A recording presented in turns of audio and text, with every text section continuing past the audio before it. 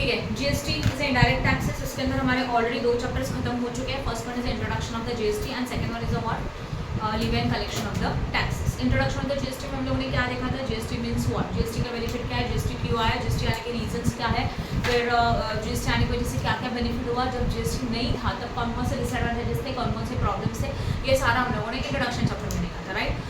Leave and collection of the chapter में हम लोगों ने क्या देखा था कि अभी जब भी हम लोग जीएसटी को अप्लाई करेंगे तो जीएसटी कौन कौन से सर्विसेज के ऊपर एप्लीकेबल होगा एंड कौन से सर्विसेज को जीएसटी के ऊपर, मतलब उस जीएसटी का कौन सा सर्विसेज जीएसटी के अंदर नॉन टैक्सेबल है, ये सब चीजें हम लोगों ने किसमें देखा था, levy and the collection of the taxes. Okay, now we are starting with the very important chapter that is the registration under the GST. Means what, simple language, ऐसे कौन से डीलर है जो डीलर जीएसटी के अंदर registration कर सकते हैं, उसके सारे रूल्स एंड रेगुलेशन हम लोग इसमें देखेंगे, राइट ना।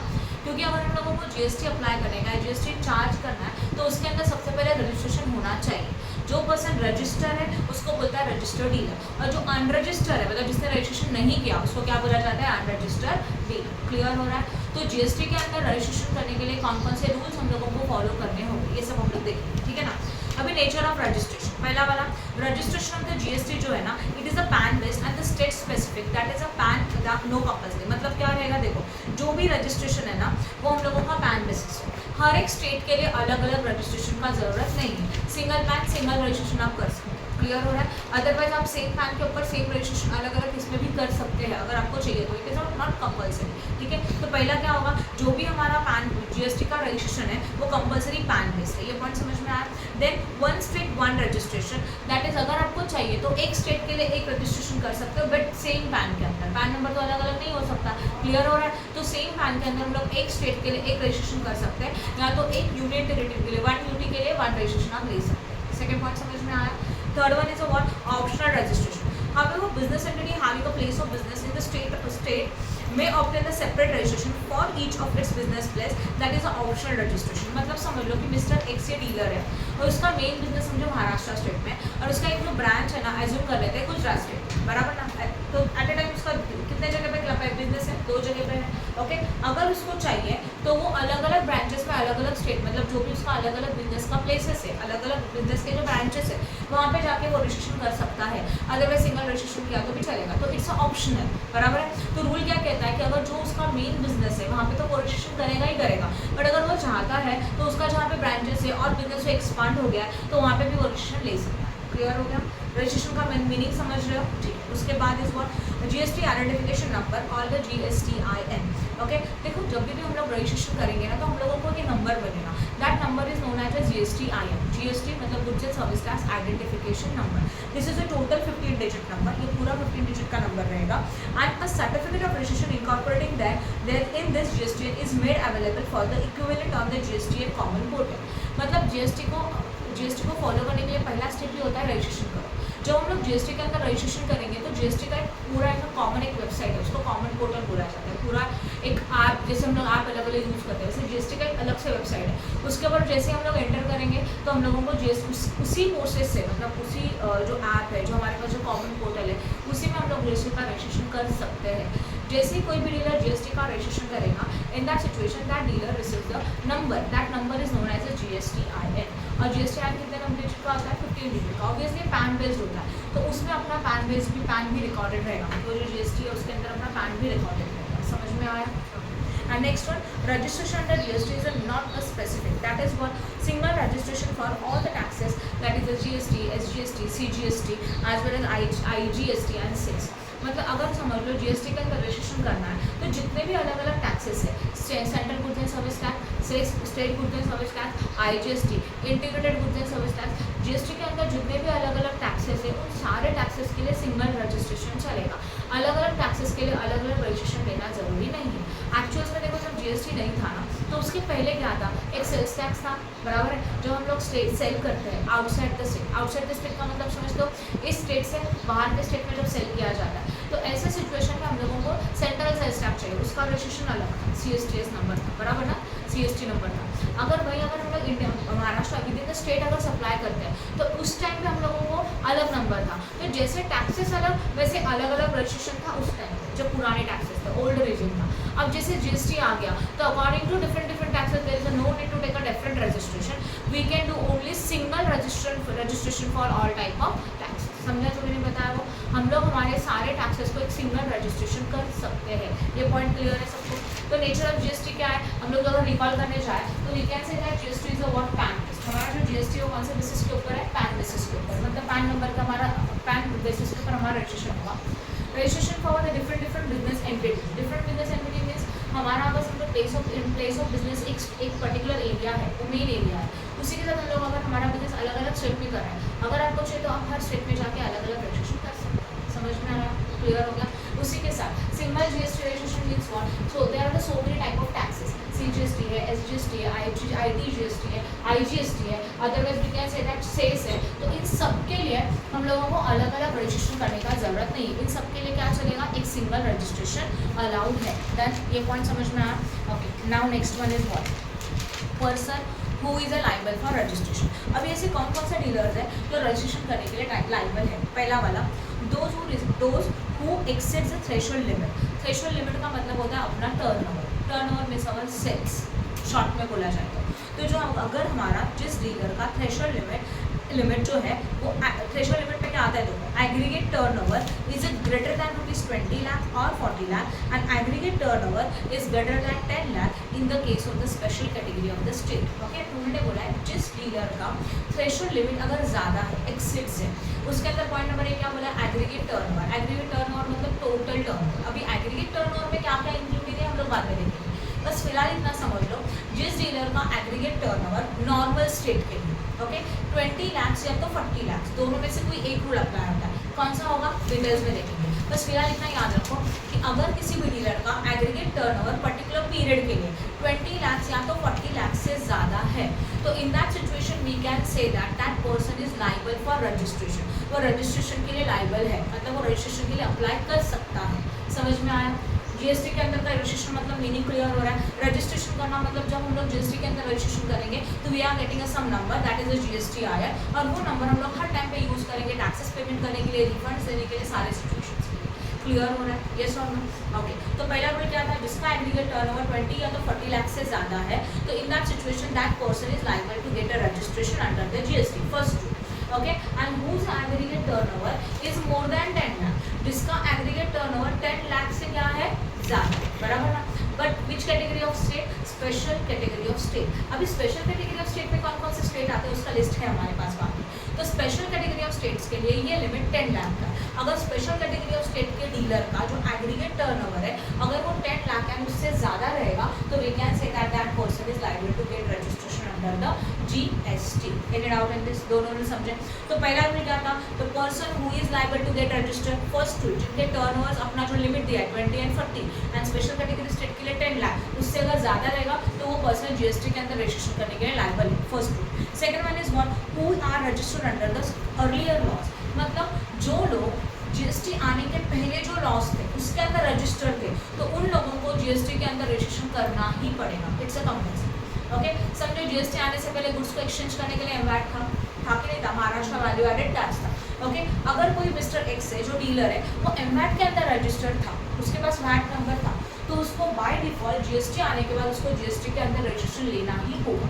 ओके, अब ये भी हो सकता है कि एमवैट का जो, जैसे कि फॉर एग्जांपल अगर समझो सर्विस का एग्जांपल लेते हैं, जैसे कि मैं क्लासेस लेती हूँ, मैं सर्विस प्रोवाइड कर रही हूँ, तो जीएसटी आने के पहले हमारे पास था सर्विस टैक्स। कौन सा टैक्स था? Service tax. जीएसटी नहीं था, सर्विसेज के लिए क्या था? सर्विस टैक्स था, और सर्विस टैक्स का लिमिट था 10 लाख। मतलब क्या, अगर हमारा total aggregate turnover of service, जो भी मैं आपको सर्विस प्रोवाइड कर रही हूँ, उसका टर्नओवर 10 लाख से ज़्यादा है, तो मुझे सर्विस टैक्स के अंदर रजिस्ट्रेशन करना कंपलसरी था ओल्ड लॉज में, बराबर ना?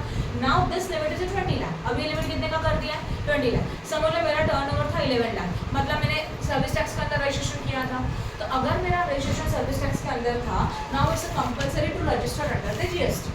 मुझे जीएसटी के अंदर भी रजिस्ट्रेशन करना ही पड़ेगा। बट नाउ जीएसटी का लिमिट कितने का बन चुका है? 20 लाख का। अब मुझे जीएसटी जरूरी है क्या एक्चुअल्स में? नहीं, क्योंकि मेरा तो लिमिट जो टर्नओवर है वो 20 से कम है, there is no need to pay the GST, और रजिस्ट्रेशन करना जरूरी भी नहीं है। तो ऐसे सिचुएशन में according to rule old laws में रजिस्टर था तो न्यू लॉ में भी रजिस्टर करना चाहिए, तो रजिस्ट्रेशन तो कर दिया जीएसटी का, but after that you can cancel your registration because your turnover is not except of ₹20। समझ में आया? यस और नो? तो रूल क्या था, पहले लॉ में रजिस्टर है तो अभी भी रजिस्टर करो, तो कर दिया, बट हमारा जो टर्नओवर है अभी का जो लिमिट है उससे कम है, तो registration is not compulsory. Now after that registration you can cancel the registration. समझा कि नहीं समझा? क्लियर है? ओके. तो पहले दो रूल क्लियर हो गए. लिमिट देकर रखा है, अगर हमारा टर्नओवर 20 या तो 40 लाख से ज़्यादा है एंड स्पेशल कैटेगरी स्टेट के लिए 10 लाख से ज़्यादा है, means we are liable for registration. Point number 1. बराबर है. Second one is what, if who is registered under the earlier law. जो डीलर पहले लॉज में रजिस्टर है उन लोगों को इस लॉ के अंदर रजिस्ट्रेशन करना कंपलसरी है. सेकेंड पॉइंट समझा. Third one is what, in the case of the transfer of a business on the account of the succession etcetera. मतलब क्या है कि हम लोग हमारे बिजनेस को ट्रांसफर कर रहे हैं. ट्रांसफर कर रहे हैं मतलब एक पर्सन से दूसरे पर्सन में ट्रांसफर हो रहा है अंदर का बिजनेस. जैसे कि अभी समझ लो फॉर एग्जांपल, बस कोई भी रीजन की वजह से एक डीलर से दूसरे डीलर को ये बिजनेस ट्रांसफर किया, तो जहाँ पे ट्रांसफर किया उसको जीएसटी के अंदर रजिस्ट्रेशन करना ही पड़ता है. बराबर है. And third one is what, in the case of amalgamation and the demerger by on order of the high court, transferee liable to get registered from the date on which the register of companies issue incorporation certificate and giving the effect in order of the high court. इसका मतलब क्या, अगर समझ लो दो business का amalgamation हो रहा है. अमालगमेशन का मतलब समझते हो, दो बिजनेस जॉइंट हो रहा है. और डीमर्जर मतलब जो दो बिजनेस जॉइंट है वो अलग अलग हो रहा है. ऐसे सिचुएशन में अगर अमालगमेशन हुआ या तो डीमर्जर हुआ, तो जिनको ये बिजनेस ट्रांसफर किया गया उन लोगों को जीएसटी के अंदर रजिस्ट्रेशन करना पड़ेगा. देन समझा 4 पॉइंट. Yes or no? तो who is liable to get registered under the GST? Point number 1, जिनका थ्रेशोल्ड लिमिट ज़्यादा है. कितना? 20 एंड 40 लाख से ज़्यादा एंड स्पेशल कैटेगरी के लिए 10 लाख से ज़्यादा. जो लोग पुराने लॉ में रजिस्टर्ड थे उनको न्यू लॉ में रजिस्ट्रेशन करना ही होगा. अगर हम लोगों ने हमारा बिजनेस ट्रांसफर किया तो जिसके पास गया उसको जीएसटी के अंदर रजिस्ट्रेशन करना होगा. और अगर बिजनेस का अमालगमेशन हो रहा है या तो डीमर्जर हो रहा है, तो जो न्यू ओनर्स हैं मतलब ट्रांसफरी लोग हैं जिनको ट्रांसफर किया गया उनको जीएसटी के अंदर रजिस्ट्रेशन करना कंपलसरी है. समझ में आया? ओके. अभी हम लोग देखते हैं what is a what state. अभी मैंने बताया था आपको 20 लाख 40 लाख 10 लाख ना, उसका रूल्स देखेंगे. देखो बाजू में, state with the threshold limit of 10 lakh for both goods and services, that is special category of state. तो ये जो 4 स्टेट है ना हमारे स्पेशल कैटेगरी ऑफ स्टेट है. इनके लिए जो टर्नओवर का है, मतलब turnover means your sales, aggregate turnover means what your sales. और एग्रीगेट टर्नओवर में डिटेल्स में और भी आते हैं पॉइंट्स को हम लोग बाद में देखेंगे. बस इतना याद रखो, अगर हमारा एग्रीगेट टर्नओवर 10 लाख से ज़्यादा है तो we are liable for registration under the special category of the state. Now which one are the special category of state? Manipur, Mizoram, Tripura and Nagaland. ये 4 स्टेट है, इनको स्पेशल कैटेगरी का स्टेट डिसाइड किया गया. ओके. अगर इन यहाँ का डीलर, इस स्टेट का डीलर अगर डील करता है, बिजनेस कर रहा है, तो उसमें हम लोगों को लिमिट कितना देखना पड़ेगा? 10 लाख. तो जिसका टर्नओवर 10 लाख से ज़्यादा हो गया, that person is liable to get a registration under the GST. समझा? इसको याद कैसे रखेंगे? MMTN लिखा मैंने, makemytrip.in. इस तरह से आप उसको याद रख सकते हैं. बराबर है. Manipur, Mizoram, Tripura as well as Nagaland. तो इन स्टेट के लिए लिमिट कितने का अप्लाई किया जाएगा? 10 लाख का. अगर हमारा एग्रीगेट टर्नओवर 10 लाख से ज़्यादा हो गया तो they are liable for registration, otherwise they are not liable for registration. कौन समझ में आ रहा है? नाउ अदर स्टेट्स आते हैं. State with the threshold limit of ₹20 lakh. कुछ स्टेट्स है ना कि जिनमें गुड्स हो या तो सर्विसेज हो. देखो, गुड्स एंड सर्विसेज दो अलग अलग पार्ट होते हैं. गुड्स हो या तो सर्विसेज हो या तो दोनों हो. कोई डीलर ऐसा हो सकता है जो सिर्फ सर्विस प्रोवाइड करता है, कोई डीलर ऐसा हो सकता है जो सिर्फ गुड्स प्रोवाइड करता है. बराबर ना? अब कोई डीलर ऐसा हो सकता है दोनों प्रोवाइड कर रहा है. फॉर एग्जाम्पल अभी मैं लेक्चर्स ले रही हूँ तो मैं सिर्फ सर्विसेज प्रोवाइड कर रही हूँ. बराबर ना? अगर समझो मेरा शॉप है, स्टेशनरी का शॉप है, तो स्टेशनरी का शॉप में गुड्स सेल हो रहा है तो हम लोग सिर्फ गुड्स प्रोवाइड कर रहे हैं. या तो ऐसे भी हो गया कि मेरा सर्विसेज भी है, उसके साथ मैं टेक्स्ट बुक भी आपको साइड बाय साइड दे रही हूँ, तो क्या हो गया? सर्विसेज भी हो गया और क्या? गुड्स भी हो गया, कंबाइंड. तो ओनली गुड्स, ओनली सर्विसेज या तो बोथ ऑफ दिस, दोनों भी हुआ. तो कुछ स्टेट्स ऐसे कि जिनको लिमिट 20 लाख का. कितने का लिमिट है? 20 लाख का. मतलब इन स्टेट का एग्रीगेट टर्नओवर अगर 20 लाख या तो उससे ज़्यादा हो गया, then in that situation they are liable to get registered under the GST. समझा? यस और नो? तो अभी वो स्टेट कौन कौन से देखो, सिक्किम, अरुणाचल प्रदेश, मेघालय, तेलंगाना, पौंडीचेरी एंड उत्तराखंड. कौन कौन सा स्टेट बताया मैंने? Sikkim, Arunachal Pradesh, Meghalaya, Telangana, Pondicherry and what? उत्तराखंड. इसको याद रखेंगे. SAMTU, SAMTU. S means Sikkim, A means Arunachal Pradesh, M means Meghalaya, right ना? T means what? Telangana, P means Pondicherry as well as U means what? Uttarakhand. इस तरह से आप इसको याद रख सकते हैं. तो उनके लिए लिमिट कितने का है? 20 लाख का. गुड्स, सर्विसेज या तो both. Special category of states में भी गुड्स, सर्विसेज या तो दोनों एक साथ रहेगा, तभी भी लिमिट कितने का है? 10 लाख का लिमिट है. राइट है? अब बचे हुए सारे state, that is states with the threshold limit of 20 lakh for services and 40 lakhs of goods. क्या बोला गया है? सर्विसेज के लिए कितना लैक्स बोला है? 20 लाख, बराबर ना। एंड गुड्स के लिए कितना बोला है? 40। और बोथ मतलब देखो, अगर कोई भी डीलर, ये जो स्पेशल कैटेगरी के स्टेट और सैम टिपू वाला स्टेट छोड़ के बाकी के कोई डीलर्स है, बाकी स्टेट से डीलर है, इवन इंक्लूडिंग जम्मू कश्मीर है, जम्मू कश्मीर में भी जीएसटी एप्लीकेबल होता है, क्लियर है? उसके लिए भी सेम रूल्स है जो हम लोग फॉलो करते हैं, राइट? तो उनके लिए जो लिमिट है, ओनली सर्विसेज के लिए कितने का लिमिट है? 20 लाख का। मतलब कोई डीलर सिर्फ सर्विस प्रोवाइड करता है, वो गुड्स से डील नहीं करता, तो इसके लिए लिमिट कितने का रहेगा? 20 लाख का। मतलब उसका टोटल एग्रीगेट टर्नओवर अगर 20 लाख से ज़्यादा है only for services, in that situation he is liable to get registered under the GST. ये पॉइंट समझा? ओके। अगर कोई डीलर सिर्फ गुड्स सप्लाई करता है, क्या सप्लाई करता है? ओनली गुड्स, सिर्फ गुड्स, सर्विसेज नहीं है, तो एक्सक्लूसिवली गुड्स सप्लाई करता है, तो उसके लिए लिमिट देके रखा है 40 लाख का। कितने का लिमिट है? 40 लाख का। मतलब जो डीलर सिर्फ गुड्स के साथ डील करता है उसका एग्रीगेट टर्नओवर पर्टिकुलर पीरियड जो भी है, उस पीरियड के लिए अगर एग्रीगेट टर्नओवर 40 लाख से ज़्यादा हो गया, in that situation from that date he is liable to get registered under the GST. Clear हो गया? एंड अगर कोई डीलर गुड्स एंड सर्विसेज दोनों में डील करता है तो उसके लिए लिमिट कितने का है? 20 लाख। समझा? गुड्स एंड सर्विसेज दोनों का डील करता है तो लिमिट कितने का? 20 लाख से थर्ड कैटेगरी के लिए। तो एक बार रिकॉल कर लेते हैं, पहला वाला कैटेगरी स्पेशल कैटेगरी का स्टेट था, येस और no, right? Special category states के लिए क्या आएगा? लिमिट कितने का? 10 लाख का। Only goods, only services and both, दोनों के लिए यही है। स्टेट कौन कौन से? MMD.N। पहला वाला कौन सा? Manipur, Mizoram, Tripura, as well as what? Nagaland. ये है स्पेशल कैटेगरी के स्टेट। इनका टर्नओवर अगर 10 लाख से ज्यादा है means they are liable to get registered under the GST. Done? किसी को कोई डाउट है यहाँ तक? समझा? Okay. Next one is other states में आता है सैम, Sikkim, A means Arunachal Pradesh, M means what? Meghalaya, then T means Telangana, P means Pondicherry and U means what? Uttarakhand. इनके लिए गुड्स सप्लाई कर रहा है कोई डीलर, सर्विसेज कर रहा है, या तो दोनों कर रहा है, लिमिट कितने का एप्लीकेबल है? ओनली 20 लाख। देन ये भी समझ में आया?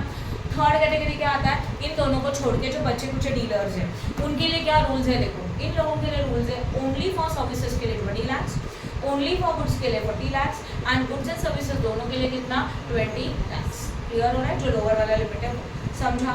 किसी को कुछ डाउट है क्या? ठीक है। उसके बाद सीधा जाओ थर्ड पॉइंट पे नीचे। If the goods are special category of goods, बराबर ना? स्पेशल अभी देखो गुड्स में भी स्पेशल कैटेगरी ऑफ गुड्स आया, like ice cream, edible ice cream, coke है मतलब पान मसाला, टोबैको मैन्युफैक्चर, जहाँ पे टोबैको सब्स्टिट्यूट इंक्लूडिंग है, तो उनके लिए क्या रूल है? स्पेशल कैटेगरी के लिए 10 एंड अदर स्टेट के लिए 20। ये ऊपर का 3 कैटेगरी तो हो गया, बट उसके अलावा अभी जो मैंने गुड्स का एग्जांपल दिया उनके लिए लिमिट 10 एंड 20 का है। स्पेशल कैटेगरी के लिए कितने का? 10 का। और स्पेशल कैटेगरी छोड़ के जो बाकी के लोग हैं उनके लिए सीधा कितना? 20। तो यहाँ पे वो सैम, टिपू और बाकी कुछ नहीं आएगा। समझ में आ रहा है जो मैंने बोला? किसी को कुछ कंफ्यूजन है क्या? ऊपर का 3 क्लियरली बोल दिया, और उसके बाद अगर हमारे पास जो गुड्स है, कैटेगरी मतलब वही ना, जो स्पेशल कैटेगरी ऑफ स्टेट अलग and special category of goods अलग। स्पेशल कैटेगरी ऑफ स्टेट में MMD.in आता है, McMatrip.in आता है, बराबर ना? तो वो अलग है, उनके तो 10 लाख है। बट अगर कोई डीलर स्पेशल कैटेगरी के गुड्स डील कर रहा है तो उनके लिए लिमिट है 10 एंड 20। स्टेट्स वही रहेंगे ना उनके लिए? स्टेट, हाँ स्टेट्स वही रहेंगे, स्पेशल कैटेगरी के स्टेट वही रहेंगे, बराबर ना? बट उनके लिए वो 40 वाला रूल नहीं है, समझ रहा? तो अगर कोई पर्सन टोबैको, पान मसाला है और जिसके अंदर टोबैको का कंटेंट इंक्लूडिंग है, एडिबल आइस है, आइसक्रीम है, बराबर ना? इनका डील करता है तो उसके लिए अगर वो स्पेशल कैटेगरी से तो 10 लाख, और वो अगर स्पेशल कैटेगरी से नहीं है तो सीधा 20 लाख। देन इसमें कुछ डाउट है? नेक्स्ट, खत्म। ओके, नाउ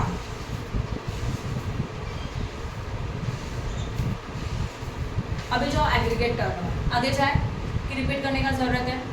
समझा अच्छी तरह से? Now come we are starting with the what? Aggregate turnover. Aggregate turnover का मतलब क्या होता है? अभी हम लोगों ने जो रूल बोला क्या था? When the aggregate turnover is 10 lakh और मोर देन 10 लाख, हाँ ना? जिनका एग्रीगेट टर्नओवर 10 लाख से ज़्यादा है, they are liable for registration. Now what is included in this aggregate turnover? Aggregate turnover में क्या क्या इंक्लूड होता है? Includes and excludes clearly 2 list अपने पास अवेलेबल है। तो जब भी आप एग्रीगेट टर्नओवर कैलकुलेट करेंगे ना, तो ये इंक्लूड वाले सारे पॉइंट उसमें ऐड करेंगे एंड एक्सक्लूड वाले सारे पॉइंट उसमें से माइनस कर देंगे, एंड फिर जो टोटल मिलेगा वो टोटल हम लोग कंपेयर करेंगे 20 लाख, 40 लाख, 10 लाख के साथ, राइट है? ओके, नाउ हाँ वापस बता दूँ। नाउ अब ठीक है, हमारा रूल क्या था? हमारा एग्रीगेट टर्नओवर कितना होना चाहिए स्पेशल कैटेगरी स्टेट के लिए? 10 lakh. Now what is the meaning of aggregate turnover? Aggregate turnover means what, ये अभी हम लोग देखेंगे, राइट। तो एग्रीगेट टर्नओवर में जो इंक्लूड वाले पार्ट्स है वो सारे ऐड करेंगे, okay. When you find out the aggregate turnover, जो इंक्लूड वाला पोर्शन है, इंक्लूड वाले जो पॉइंट्स है वो सब ऐड करेंगे, और जो एक्सक्लूड वाले पॉइंट्स है सब क्या करना है, उनको माइनस करेंगे, मतलब उनको कंसिडर नहीं करना है eight the time of calculating the aggregate turnover, right.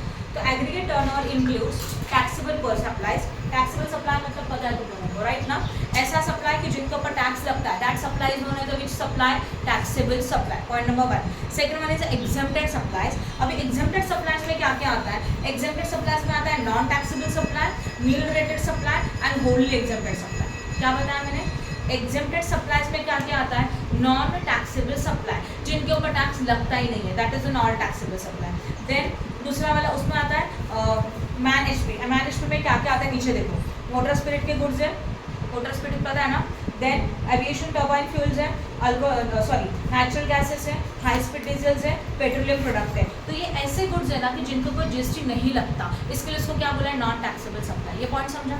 फिर कुछ आता है nil rated supply. Nil rated supply मतलब जिनका रेट क्या है, 0% है, that is known as a nil rated supply. Like a vegetables है, फ्रूट्स है, जीएसटी पे करते हो क्या उसके ऊपर, नहीं, तो this goods are known as a nil rated supply, जिनके ऊपर जीएसटी का कोई जो रेट है वो नील है, 0% है। And wholly exempted supply, wholly exempted supply में क्या आता है, कोई मुझे बता सकता है, ऐसा कौन सा गुड्स है जीएसटी के अंदर आता ही नहीं है और आएगा भी नहीं फ्यूचर में भी, alcoholic liquor for human consumption, first lecture में देखा था ना हम लोगों ने, मतलब जो alcoholic liquor for human consumption है, जो हम लोग इन फ्यूचर में भी जीएसटी के अंदर इंक्लूड नहीं करेंगे, उसको बोला जाता है होलली एग्जेम्प्टेड सप्लाई। तो all these are supplies also added और consider at the time of calculating the aggregate turnover.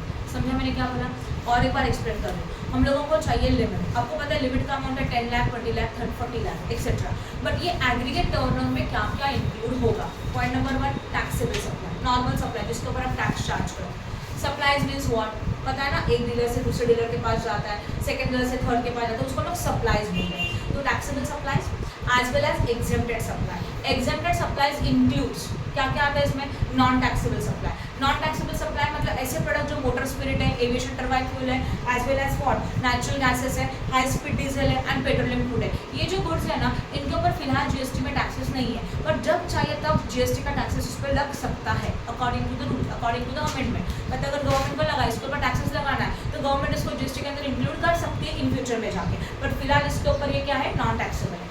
तो जब भी हम लोग टोटल एग्रीगेट टर्नओवर निकालेंगे तो ये गुड्स का वैल्यू भी इसमें इंक्लूड होता है, भले इसमें जीएसटी नहीं लगता कभी भी, बराबर है। नील रेटेड सप्लाई मतलब 0% वाले supply, and as well as last one is about wholly exempted, that is alcoholic liquor. This is also consider at the time of calculating the aggregate turnover. Point 2 समझ में आया। Point number 3 आता है interstate supply. Interstate का meaning आपको सबको पता है, एक स्टेट का दूसरे स्टेट के साथ जब सप्लाई करते हैं तो that is also included in the interstate supply, right ना। And last one, a person having a same PAN to be computed on all India basis, मतलब एक ऐसा पर्सन जिसके अंदर एक पैन के अंदर वो डील कर रहा है ना, तो एक पैन नंबर के अंदर जितना डील हो रहा है ना सबका वैल्यू ऐड किया जाएगा, जितना सप्लाई हो रहा है सबका वैल्यू ऐड किया जाएगा, राइट। मतलब ऐसे भी हो सकता है, फॉर एग्जाम्पल समझ लो मेरा बिजनेस है और मेरा बिजनेस यहाँ पे समझो हेड ऑफिस है और कहीं दूसरी जगह पे गुजरात है या तो राजस्थान में मेरा अलग से एक छोटा सा बिजनेस का यूनिट है, तो मैंने मेरे हेड ऑफिस से ही सप्लाई किया ब्रांच में, वो भी ऐड किया जाता है वैल्यू ऑफ सप्लाई, क्लियर। तो एक सेम पैन के अंदर जितना भी सप्लाईज होता है, all that supplies are included at the time of the aggregate turnover. समझा क्या क्या आता है, और एक बार रिपीट करते हैं, aggregate turnover includes taxable supply, exempted supply, बराबर है। टैक्सेबल सप्लाई का मतलब पता है आप लोगों को, जो नॉर्मल टैक्स पेबल सप्लाई होता है वो। एग्जेम्प्टेड सप्लाई में non taxable, nil rated and wholly exempted, ये भी उसमें ऐड किया जाता है। इंटरस्टेट, इंटरस्टेट का मतलब क्या बताया था, एक स्टेट का दूसरे स्टेट के साथ, बराबर ना, वो भी इसमें ऐड किया जाएगा। इवन एक्सपोर्ट्स, एक्सपोर्ट्स मतलब समझते हो ना, एक कंट्री से दूसरे कंट्री में, उनका भी वैल्यू यहाँ पे ऐड किया जाएगा, समझ में आया। And as well as a person having a same PAN, मतलब क्या, जिसके अंदर एक सेम पैन नंबर है, तो एक पैन के अंदर जितना भी डीलिंग होगा उन सबके लिए क्या किया जाएगा, एग्रीगेट टर्नओवर में, एग्रीगेट टर्नओवर में ये सारी चीज़ें ऐड की जाएंगी, राइट। तो all these are points added और consider at the time of calculating the aggregate turnover. Done, किसी को कुछ डाउट है क्या? अच्छा ठीक है, आगे व्हाट इज एक्सक्लूडेड, क्या क्या नहीं आता, CGST, SGST, IGST, UTGST। तो ये जो टैक्सेस है, तो एग्रीगेट टर्नओवर कैलकुलेट करते हैं उसमें सिर्फ सप्लाई आएगा, उसके अंदर ये टैक्सेस ऐड नहीं हो। पॉइंट नंबर 1 समझ में आया। बाद में कॉम्पनसेशन सेल्स, अभी कॉम्पनसेशन सेल्स क्या होता है ना, compensation sales is also one type of tax, बराबर ना, तो ये भी इसमें ऐड नहीं होगा। Then value of invert compensation मैंने बताया था तुम लोगों को, कॉम्पनसेशन क्या होता है, जीएसटी आने की वजह से जिस स्टेट को लॉस हो गया उन लॉसेस को कॉम्पनसेट करने के लिए एक लॉ बनाया गया, और सेंट्रल गवर्नमेंट ये लॉसेस को रिकवर करने के लिए कॉम्पनसेशन का अमाउंट देता है स्टेट को, बराबर ना। मैंने आपको कुछ एक्सप्लेन किया था, अगर आपको याद है तो। समझ लीजिए महाराष्ट्र स्टेट है और ये गुजरात स्टेट है, एग्जाम्पल ले लेते हैं।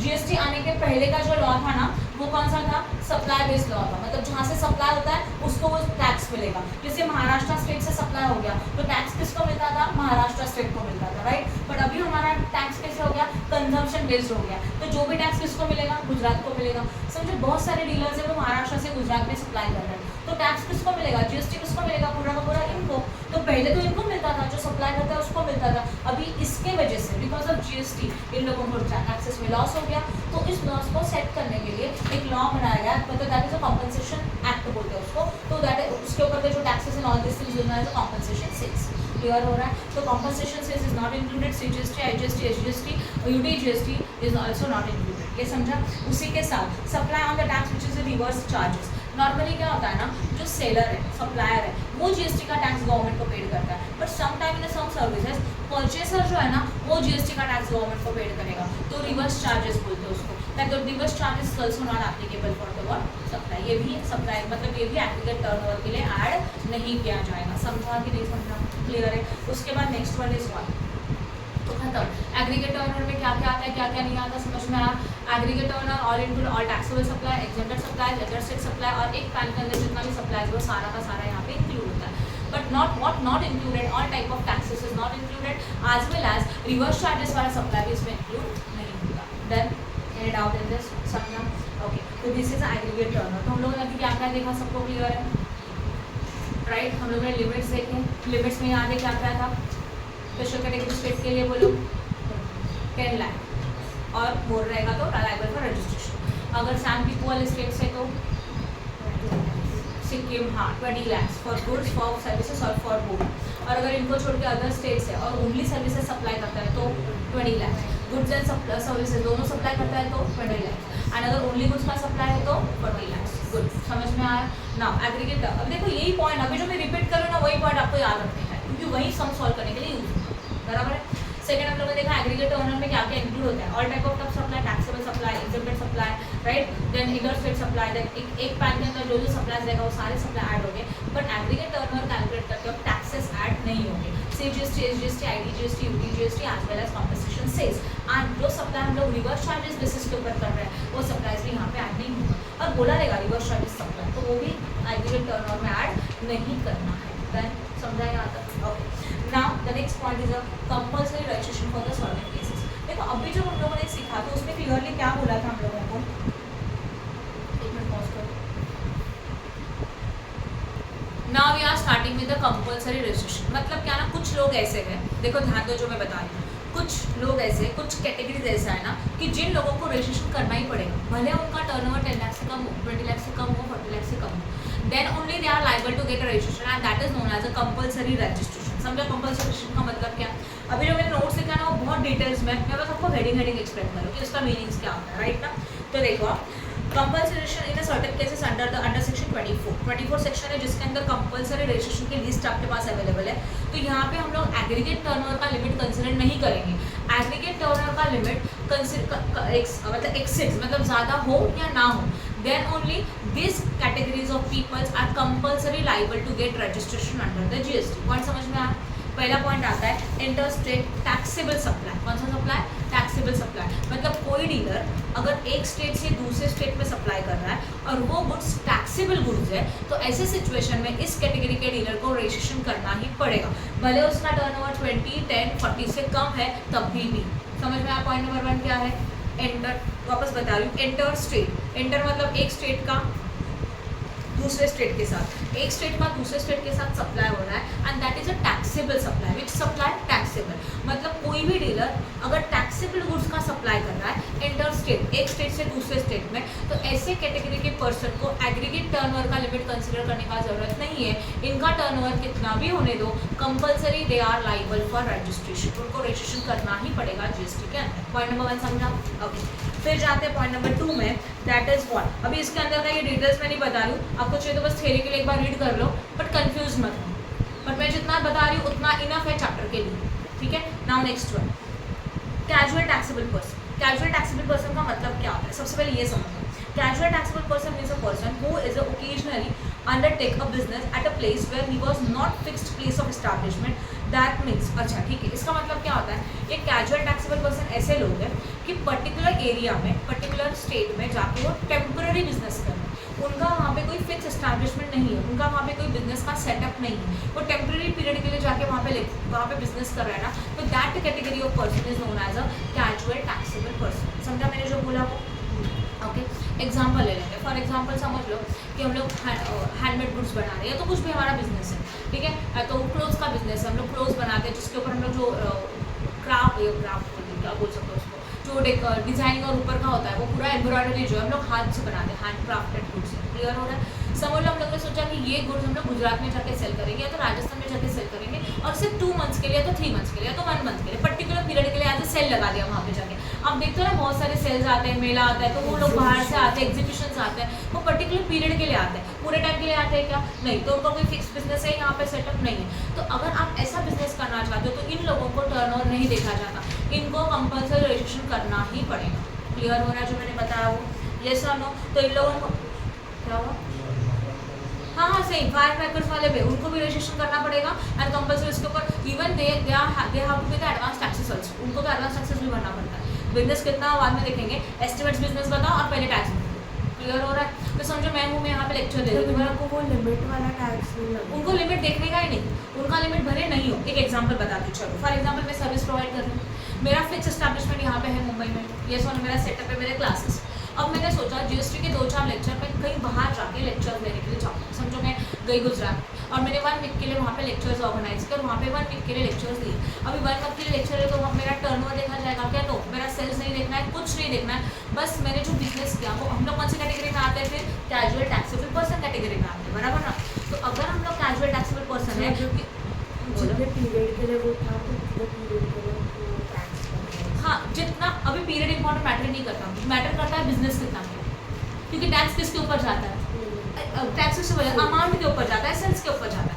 अभी हम लोग क्या देख रहे हैं, ऐसे कैटेगरी के लोग जो लोग पर्टिकुलर एरिया में जाके थोड़े टाइम के लिए बिजनेस कर रहे हैं, जहाँ पे उनका कोई बिजनेस का सेटअप नहीं है, इन लोगों को कंपल्सरी रजिस्ट्रेशन करना ही पड़ेगा, उनका बिजनेस कितना भी। समझ में आया कैजुअल टैक्सेबल पर्सन क्या होता है? तो एग्जांपल लिखा मैंने, mister X from the Mumbai want to exhibition in the Gujarat but he has not having any place that is a fixed establishment of the business, the registration is compulsory for that the casual taxable person.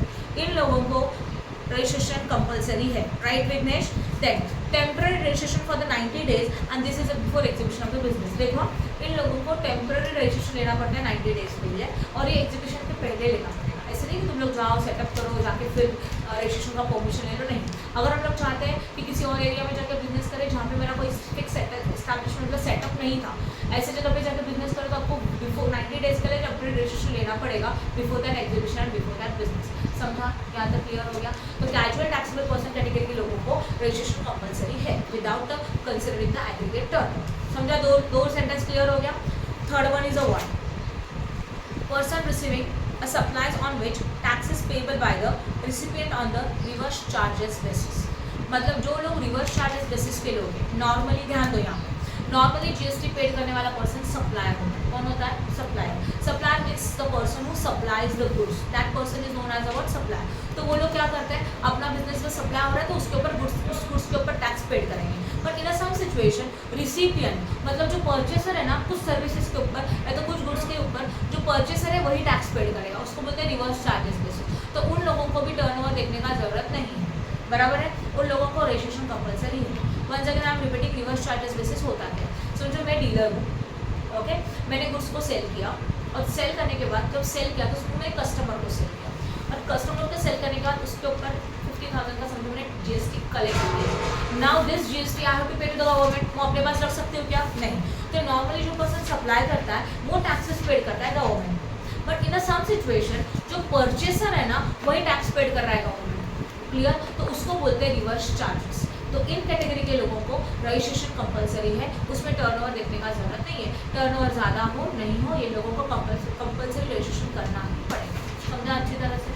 Clear है? आगे जाते हैं। Now a person who is required to pay the tax under the 9(5), that 9(5) का मतलब क्या होता है? Under section 9 subsection 5, that is economic commerce, e commerce operator. Economic नहीं बोल सकते, इलेक्ट्रॉनिक कॉमर्स ऑपरेटर बोल सकते हैं। ई कॉमर्स ऑपरेटर का एग्जाम्पल देती हूँ, ये Amazon, Flipkart, Swiggy, Zomato, cab services, online cab booking आप करते हो, ये सारी मतलब इलेक्ट्रॉनिकली जब हम लोग सर्विस रिसीव करते हैं तो उनको क्या बोला जाता है? ई कॉमर्स ऑपरेटर्स बोला जाता है। अच्छा मुझे एक बात बताओ, ये जो अमेजोन वाले डीलर्स है, तो अमेजोन है जहाँ से आप परचेस करते हो, अमेजोन हर चीज़ का प्रोड्यूसर है क्या?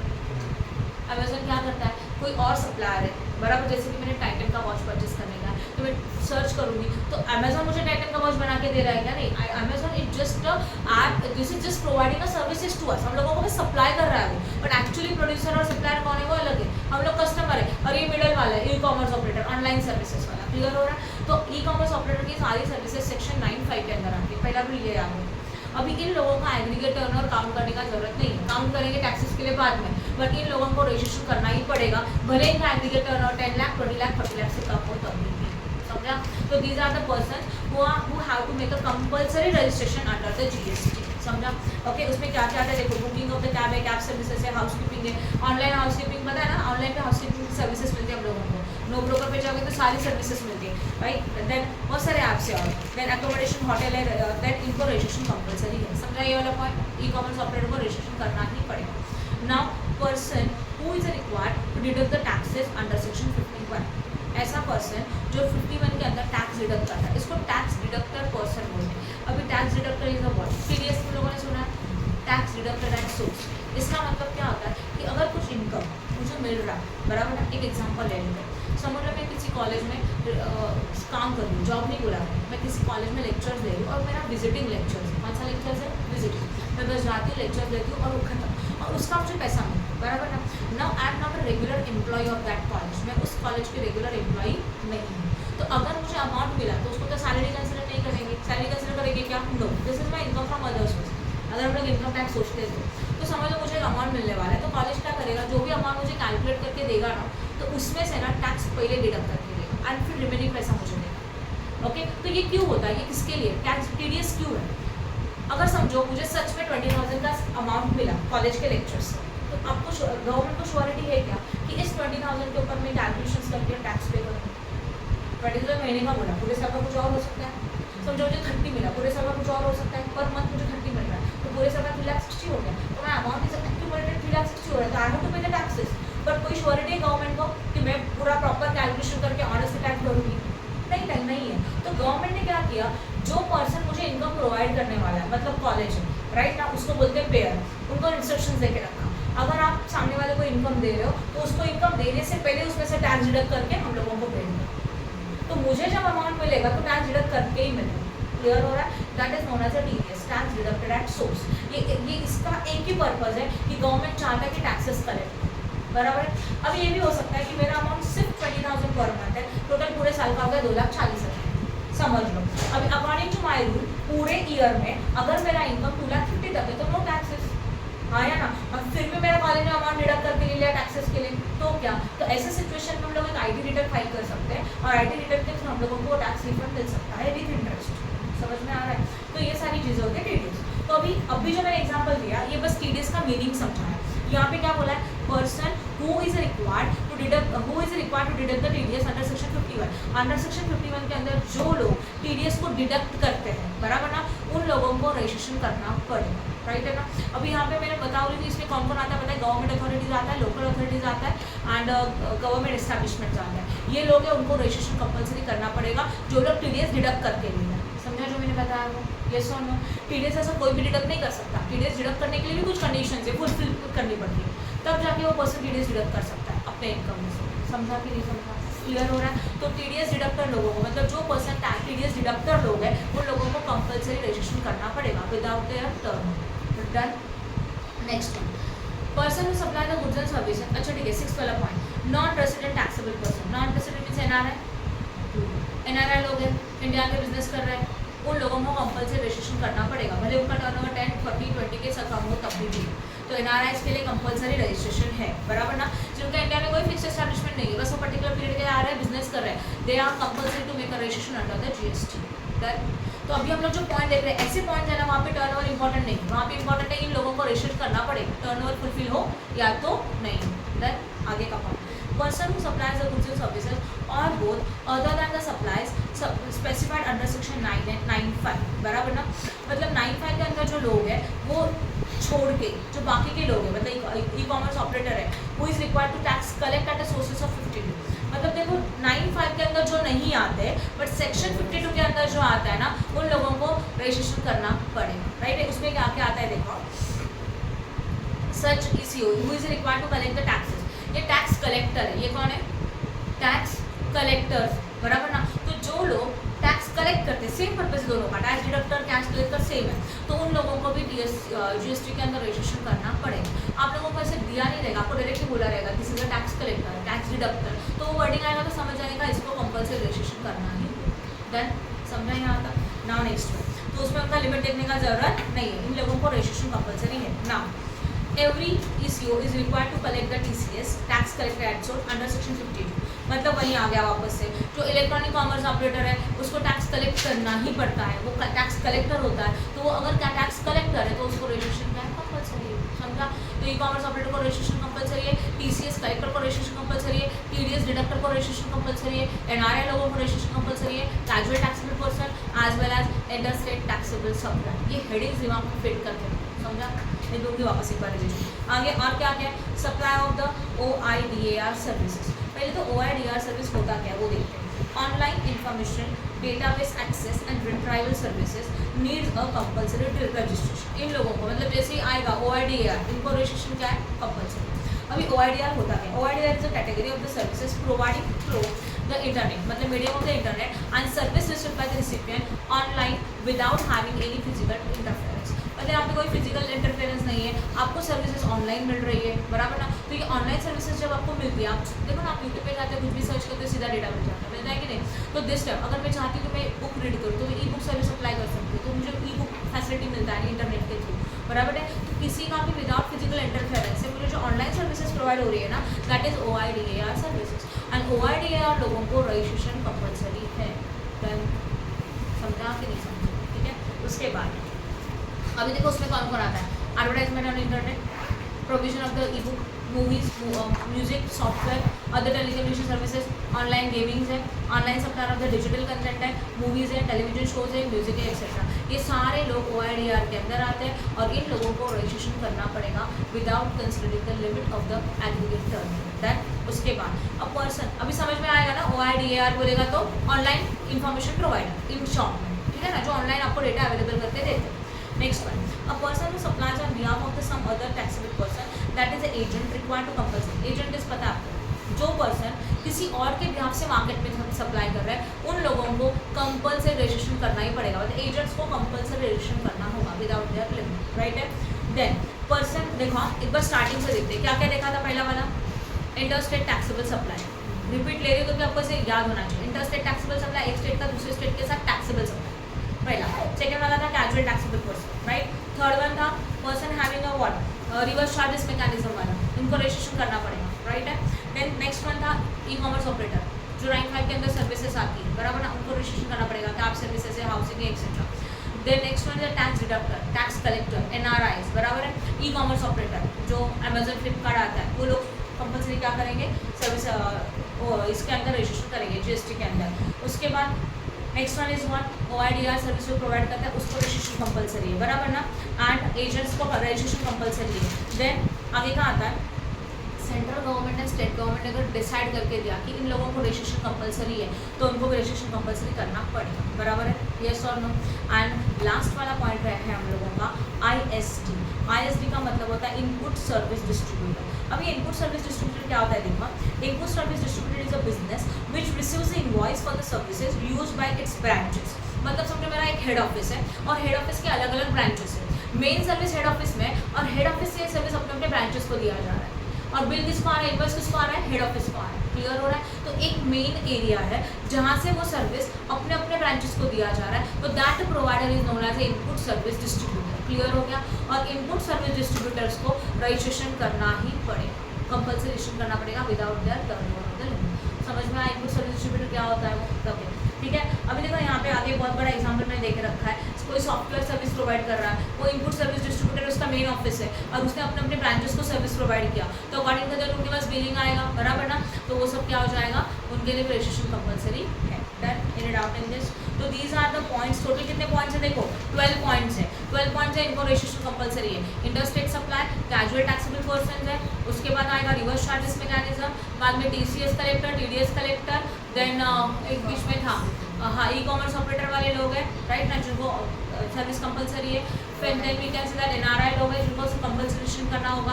आफ्टर दैट और क्या है, ओआईडीएआर है, आईएसडी है, बराबर ना? उसके अलावा और कुछ है, याद करो।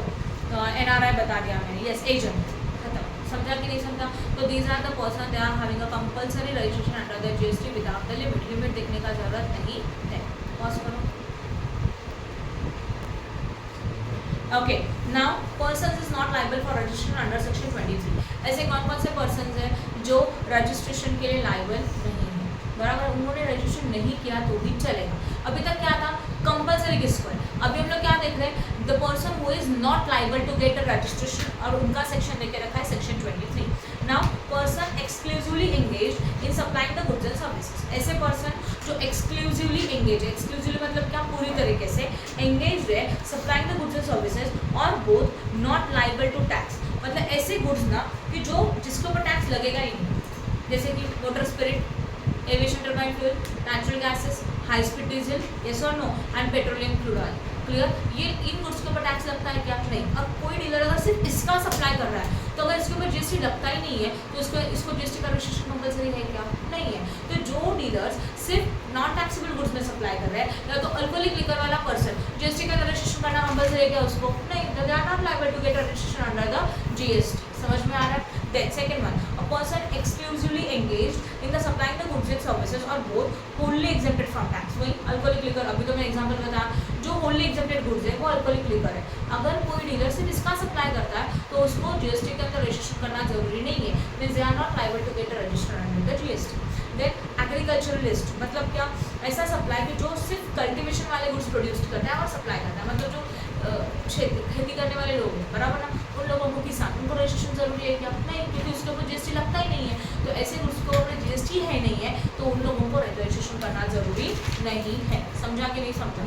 Then special category of person, right ना, जैसे कि जॉब वर्कर्स है, हैंडीक्राफ्ट गुड्स। हैंडीक्राफ्ट गुड्स मतलब हाथ से हम लोग जो चीज़ें बनाते हैं स्पेसिफिकली, बराबर ना? तो इन लोगों को भी रजिस्ट्रेशन करना कंपलसरी नहीं है, बराबर है? यहाँ तक समझ में आया?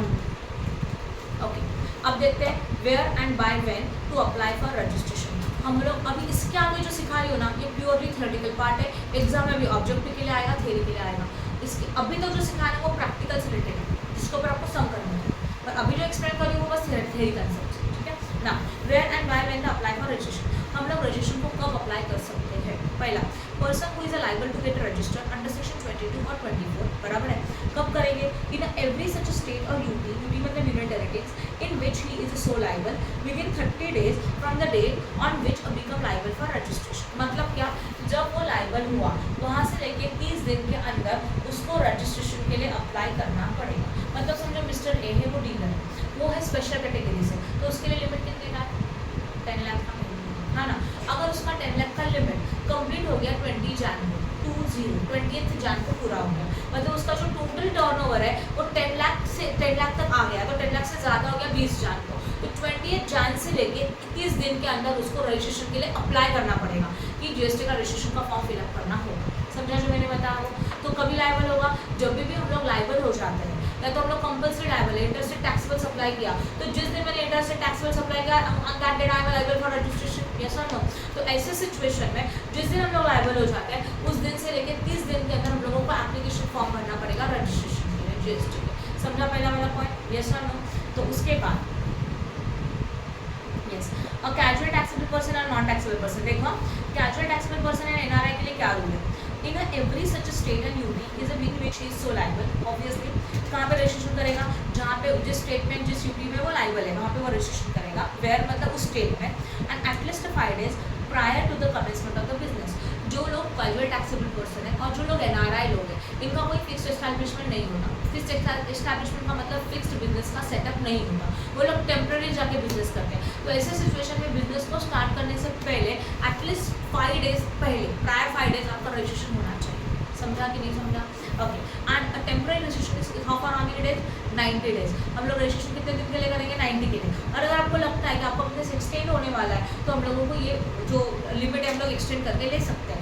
As well as they have to calculate the estimated supply and advance tax payment is to be compulsory. देखो क्या है, जो कैजुअल टैक्सेबल लोग हैं उसका मीनिंग क्या था? वो लोग किसी एरिया में जाके बिजनेस कर रहे हैं टेम्प्रेरी पीरियड के लिए, तो उनको रजिस्ट्रेशन करना पड़ेगा। कौन से स्टेट में? जिस स्टेट में जाके वो बिजनेस कर रहे हैं। जैसे कि मैंने सोचा मैं गुजरात स्टेट में जाके पर्टिकुलर डेज के लिए कुछ लेक्चर्स दूँगी, पर्टिकुलर सेमिनार्स दूँगी, तो ऐसे सिचुएशन में मुझे वहाँ पे बिजनेस शुरू करने से पहले विद इन प्रायर 5 days, 5 दिन पहले को रजिस्ट्रेशन करना ही पड़ेगा। पहला ये रजिस्ट्रेशन आपको टेम्प्रेरी करना पड़ेगा 90 days के लिए, जरूरत पड़ेगा तो आप ये रजिस्ट्रेशन एक्सटेंड कर सकते हैं। सेकेंड, समझा? और and as well as business start करने से पहले ही मुझे सोचना पड़ेगा मेरा एस्टिमेटेड सप्लाई।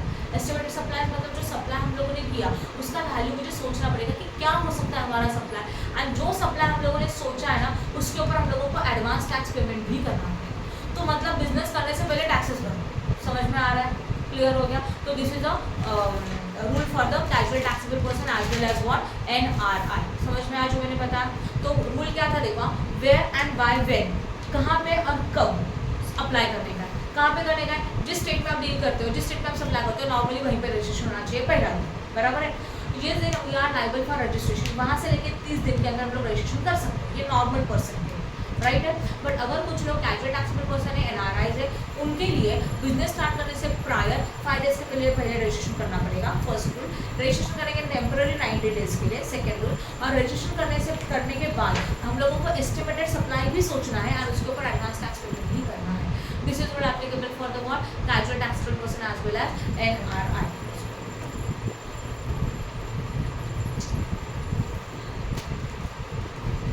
वॉलंटरी रजिस्ट्रेशन, अभी वॉलंटरी रजिस्ट्रेशन होता क्या? Person is not liable to register under the section 20 to 24 may get himself register voluntary. कोई डीलर है जिसको लगता है कि मुझे रजिस्ट्रेशन करना है, वो वॉलंटरी रजिस्ट्रेशन कर सकता है। कोई ऐसा रूल है कि उसको नहीं करना चाहिए, मतलब भले उसका टर्नओवर ज़्यादा नहीं है या तो वो कंपल्सरी कैटेगरी में भी नहीं आता। अंडर सेक्शन 22 हमारा टर्नओवर वाला रूल था, राइट है? और दूसरा वाला कॉन्सेप्ट क्या था? 24 का सेक्शन में क्या था? अगर कोई पर्सन है जो रजिस्टर वॉलंटरी, मतलब कोई भी पर्सन जिसको लगता है कि जो सेक्शन 22 24 के अंदर तो नहीं आता, मतलब उसको रजिस्ट्रेशन करना ज़रूरी नहीं है, बट अगर जब चाहता है तभी भी वो वॉलंटरी रजिस्ट्रेशन कर सकता है, खुद से रजिस्ट्रेशन कर सकता है। ये कौन समझ में आया? पॉइंट नंबर नेक्स्ट है, अभी देखो UIN, unique identification number. In the respect of the supplies of the some notified agencies of the United Nations Organization, multiple multinational financial institutions and the other organization is a UID is issued। मतलब एक unique identification number है, कुछ suppliers है, okay, उन लोगों को ये UIN number issue किया जाता है। इसका कुछ फेमस एक्स्ट्रा याद हो, यूनिक आइडेंटिफिकेशन नंबर। कुछ डीलर्स को जो सप्लाई करेंगे तब ये नंबर इशू किया जाता है। ये समझ में आया? आगे जाते हैं। Effective date of the registration, अभी effective date of registration is what? इसका रूल है सेक्शन 10 के अंदर। Now listen up, application is submitted within 30 days of the applicant being a liable for registration। Obviously जब भी वो डीलर लाइबल हो जाता है तो लाइबल होने के बाद विदिन 30 days के अंदर हम लोगों को अप्लाई करना ही होगा रजिस्ट्रेशन के लिए। Okay, effective date of registration, effective date is the date on which become liable for registration. देखो इफेक्टिव डेट ऑफ रजिस्ट्रेशन मतलब क्या होता है कि ऐसा कौन सा डेट है उस दिन वो लाइबल हो गया, that is the effective date of registration. Example देखो, पता चलेगा। फॉर एग्जाम्पल देखो, 30 नवंबर लाइबल फॉर रजिस्ट्रेशन था, उसने 5 दिसंबर को अप्लाई किया 30 दिन के अंदर, राइट है? और उसको जो इफेक्टिव डेट ऑफ रजिस्ट्रेशन क्या रहेगा फिर 30 नवंबर। तो रूल क्या कहता है? देखा, सिंपल है, ऐसा कौन सा डेट है हम लोग समझेंगे कि वो हमारा इफेक्टिव डेट ऑफ रजिस्ट्रेशन है, राइट है? क्योंकि होता क्या है ना कि जब हम लोग GST पेड करेंगे या तो GST का रिटर्न भरेंगे ना, तो हम लोग क्या देखना जरूरी है कि कहाँ से हम लोग सप्लाई कंसिडर करें, कहाँ से हम लोग GST कंसिडर करें, इसके लिए डेट इंपॉर्टेंट होता है। मतलब समझ लो, अगर हम लोग जिस दिन को लाइबल है उसके बाद 30 दिन के अंदर हम लोगों ने अप्लाई किया, टाइम पे अप्लाई किया, तो हमारा effective date of registration is what? On that date we are the liable for registration. जिस डेट को हम लोग लाइबल थे ना, वही डेट हमारा लाइबल फॉर रजिस्ट्रेशन का डेट बनेगा। समझा? और एक बार रिपीट करो, जिस दिन हम लोग रजिस्ट्रेशन के लिए लाइबल थे वो डेट ऐसा था जहाँ पे हमारा टर्नओवर कंप्लीट होता, 10 लाख 20 लाख 40 लाख का टर्नओवर कंप्लीट है, बराबर ना। तो इस दिन हम लोग लाइबल है, बट इफेक्टिव डेट कौन सा समझेगा, मतलब ऐसा कौन सा डेट है जिसको हम लोग कंसिडर करेंगे कि हाँ इस दिन से हम लोग लाइबल है। तो उसके लिए रूल क्या है, जिस दिन हम लोग लाइबल हो जाते हैं उसके विदिन 30 डेज अगर हम लोगों ने पेमेंट कर दी, विदिन 30 डेज अगर हम लोगों ने अप्लाई कर दिया रजिस्ट्रेशन के लिए, तो effective date of registration is on that date we are the liable for registration. जिस दिन हम लोग रजिस्ट्रेशन के लिए लाइबल हुए वही डेट हमारा इफेक्टिव डेट ऑफ रजिस्ट्रेशन रहेगा। ये रूल समझा? ओके, अभी दूसरा रूल देखो क्या बोला है, application submitted after 30 days. But अगर समझ लो हम लोगों ने अप्लाई ही किया 30 दिन के बाद, रूल क्या कहता है, जिस दिन हम लोग लाइबल हो गए उसके 30 दिन के बाद अप्लाई करना चाहिए, बट हम लोगों ने नहीं किया बिकॉज ऑफ एनी रीजन, और अप्लाई किया 30 दिन के बाद, तो ऐसे डेट में हमारा जो इफेक्टिव डेट ऑफ रजिस्ट्रेशन रहेगा ना, that is a grant of registration. जिस दिन आपको सर्टिफिकेट मिला और रजिस्ट्रेशन हमारा अप्लाई कंपल्सरी मतलब फिक्स्ड हो गया, ग्रांट हो गया, उसको परमिशन मिल गया, वो डेट हमारा इफेक्टिव डेट ऑफ रजिस्ट्रेशन रहेगा, बराबर है। ओके ठीक है, देखो 30th नवंबर एग्जाम्पल देखो, 30th नवंबर को हम लोग लाइबल हो गए, मतलब इस दिन हम लोगों ने हमारा टर्नओवर का लिमिट क्रॉस कर 10 लाख 20 लाख एंड 30 लाख, समझ लो। बट हम लोगों ने अप्लाई कब किया, 30 दिन के अंदर करना चाहिए था। 30 दिन के अंदर मतलब कब करना चाहिए था, दिसंबर 30 के पहले करना चाहिए था। हम लोगों ने अप्लाई किया 5th, हम लोग 30 दिन के बाद अप्लाई करेंगे। ऐसे सिचुएशन में हमारा जो इफेक्ट, और उसके बाद देखो 8 फरवरी को आपको सर्टिफिकेट मिला, 8 फरवरी को आपको क्या मिला, सर्टिफिकेट मिला, तो हमारा इफेक्टिव डेट ऑफ रजिस्ट्रेशन क्या रहेगा, 8 फेब, बिकॉज हम लोगों ने 30 दिन के अंदर एप्लीकेशन फिलअप नहीं किया। अब समझ में आप लोगों को, अगर हम लोगों ने लाइबल होने के बाद मतलब हमारा टर्नओवर कंप्लीट होने के बाद 30 दिन के अंदर हम लोगों ने एप्लीकेशन किया, तो जिस दिन हम लोग लाइबल हुआ वही डेट हमारा इफेक्टिव डेट ऑफ रजिस्ट्रेशन होगा। बट अगर हम लोग 30 दिन के अंदर एप्लीकेशन नहीं करते हैं, तो जिस दिन हम लोगों को ग्रांट हुआ, सर्टिफिकेट मिला रजिस्ट्रेशन का, जिस दिन हमारा रजिस्ट्रेशन फाइनल हो गया, वो दिन हमारा डेट इफेक्टिव रजिस्ट्रेशन का डेट रहेगा। समझा? उसके बाद नेक्स्ट ऑप्शनल रजिस्ट्रेशन बताया, पर्सन हैविंग मल्टीपल प्लेसेस, जिनका बिजनेस का मल्टीपल प्लेसेस है स्टेट पे, यूनियन टेरिटरीज में, दे में हाँ तो अपने तो separate registration for each state, वो लोग हर एक स्टेट के लिए चाहिए तो अलग अलग रजिस्ट्रेशन ले सकते हैं। Then if the one of the place of the business of the taxable person is paying under normal and no other place of the business shall be granted registration to pay the composition. मतलब क्या होता है ना, composition scheme एक scheme है, वो मैं आपको एक्सप्लेन करूँगी। मैंने अभी बताया क्या कंपोजिशन स्कीम, इसके पहले बैच में होगा। कंपोजिशन स्कीम ऐसे होता है ना कि जहाँ पे वो जीएसटी के अंदर रजिस्ट्रेशन नहीं करेगा, कंपोजिशन स्कीम के अंदर उसके सेल्स के ऊपर, सप्लाई के ऊपर डायरेक्टली 1% का टैक्स वो गवर्नमेंट को पेड करेगा, वो इनपुट टैक्स क्रेडिट का फैसिलिटी नहीं देगा। कंपनसेशन अलग है, कॉम्पोजिशन अलग है, क्लियर हो रहा है? कॉम्पनसेशन मतलब जीएसटी के वजह से अगर लॉसेस होता है तो उसको कॉम्पनसेट करने के लिए जो लॉ है वो कॉम्पनसेशन एक्ट, वो अलग है। और कॉम्पोजिशन स्कीम मतलब ऐसे कुछ डीलर्स है, छोटे डीलर्स है, वो लोग नहीं चाहते ये जीएसटी कैलकुलेट करो, ये सब डिटेल्स में जाओ, तो उन लोगों ने कॉम्पोजिशन स्कीम को ऑप्ट किया, समझो।